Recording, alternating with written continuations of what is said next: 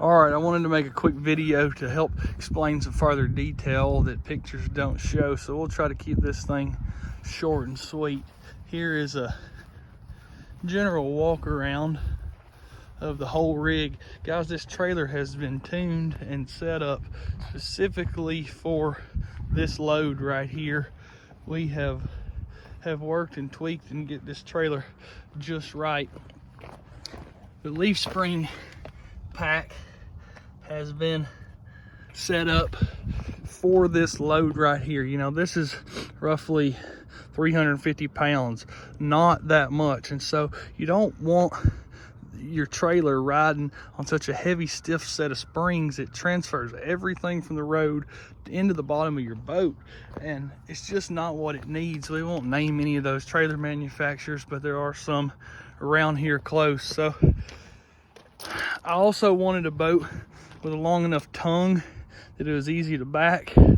I wanted to keep things low enough that I could back this trailer and float the boats off into the water down a normal ramp.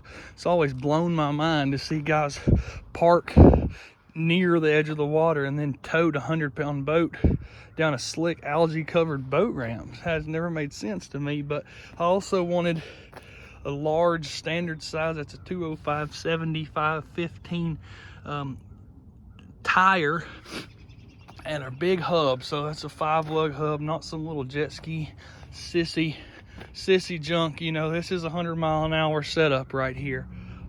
New hubs, bearings, wheels and tires. You got a full-size spare that is also brand new.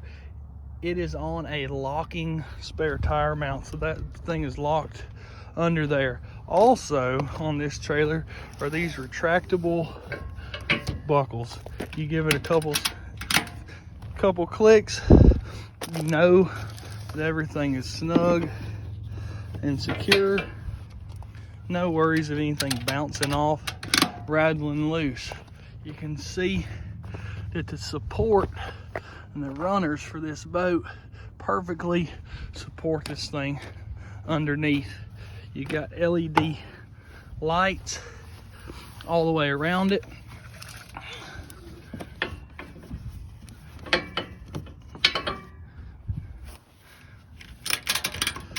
Strapping your boats down at the end of the day can be one of the most aggravating things, loading them up. This makes it so simple. It's not moving. That sucker perfectly is molded to fit the shape underneath the boat. Also, you got this nice toolbox up here. This will carry the included PFDs. I've got a tarp, keep things out of the weather. I've got a prop indexer kit. This C-Tug cart with the good wheels is going to come with it. Boondox spare rudders. This is a box that I keep spare supplies in, trailer locks, scupper plugs, that kind of thing. Here's your fish measuring board. Also worth mentioning is that these upper bars, these upright bars, these were added out of necessity. Too many friends, too many boats, but they are removable. The way that those mounts are built, they are removable. Also, this paddle or rod carrier, it has lids on both ends. Nothing sucks worse than needing to be able to pull your paddles out of one end and it's blocked for some reason. So we're going to include 2 paddles with this deal. First is a Bending Branches Carbon Angler 260. The other is a Bending Branches aluminum shaft. I believe it is a 240. So it kind of pairs well with the Slayer 10. Also, I carry in there a safety flag and 360 nav light that mounts in this gear track right here. So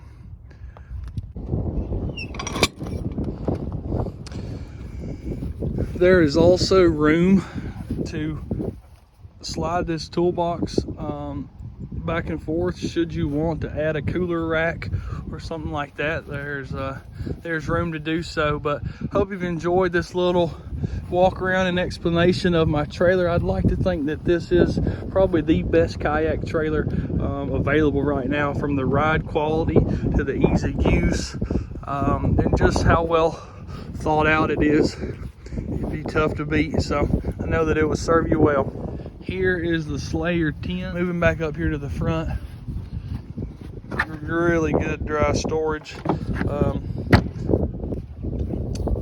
Cup holder. This was my girlfriend's boat, and so it's set up with a low center of gravity just for paddling. No wide open cockpit and no pedal drive in there right now. Comes with a Yak Attack seat cushion. Worth mentioning, these seat heights are adjustable, so if you're just paddling, I like a low center of gravity.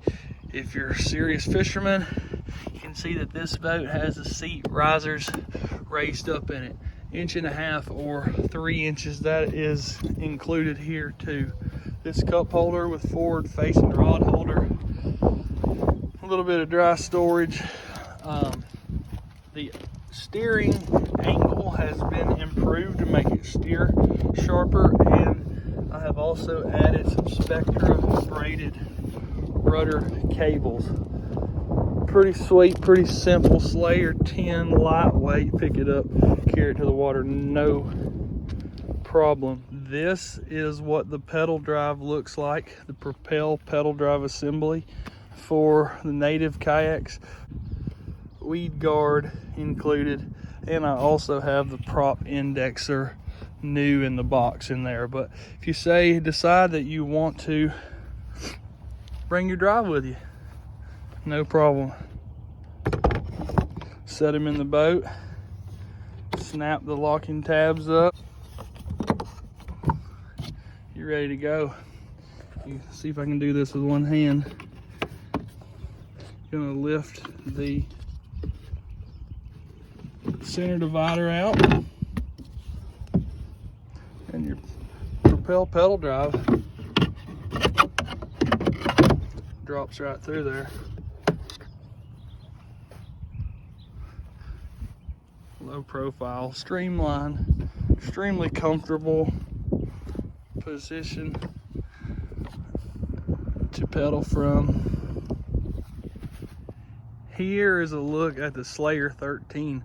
A little more boat, a little more stability, a little more weight too. So you can kind of pick your poison, but you'll have both of them to choose from. So we'll start up here towards the front. I got my rope that I use to help with launching.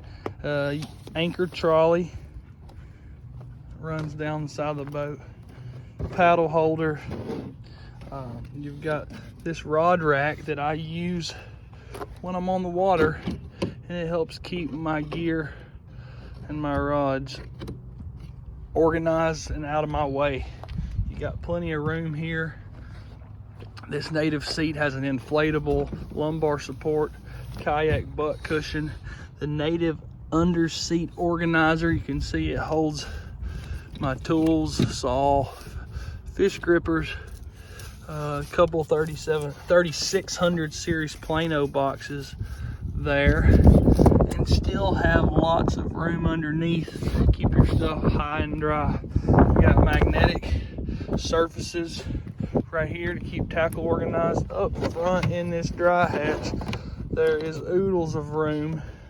So much room in here. This thing does have its own scupper plug, so that should any water get in here, or if you want to use it without this front hatch, I have been down the Hiwassee with my dog right in here in the front. Moving on towards the back, you've got the same 150 degrees or so of steering with the Spectra braided rudder cables. Plenty of room back here for a crate, then some. Here is a look at the pedal drive for the Slayer 13. It is almost identical. Same weed guard, has the prop indexer already installed, native pedal guard. Smooth as silk, quiet as a mouse with the gear oil conversion. That thing is, like I said, self-supporting, easy. But what's cool on this Slayer 13 that has been put together, this is a Minn Kota Endura 40-pound trolling motor. So the shaft length on this thing has been cut down so that it'll draft as shallow as possible. But if you aren't feeling your pedal drive, this is included with the boat. Is a native trolling motor mount, Optima Blue top battery, a PWM throttle controller, so your trolling motor can still be used. It's just wired to standard trolling motor plug. So all that's tucked out of the way here, and it's going to deploy the same way that your other would. You're going to remove the center tray and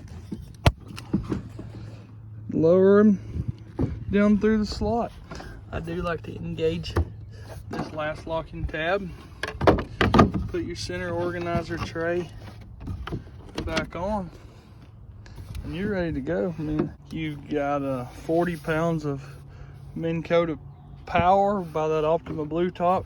The handle on this thing extends, and all you do is turn it to control your throttle.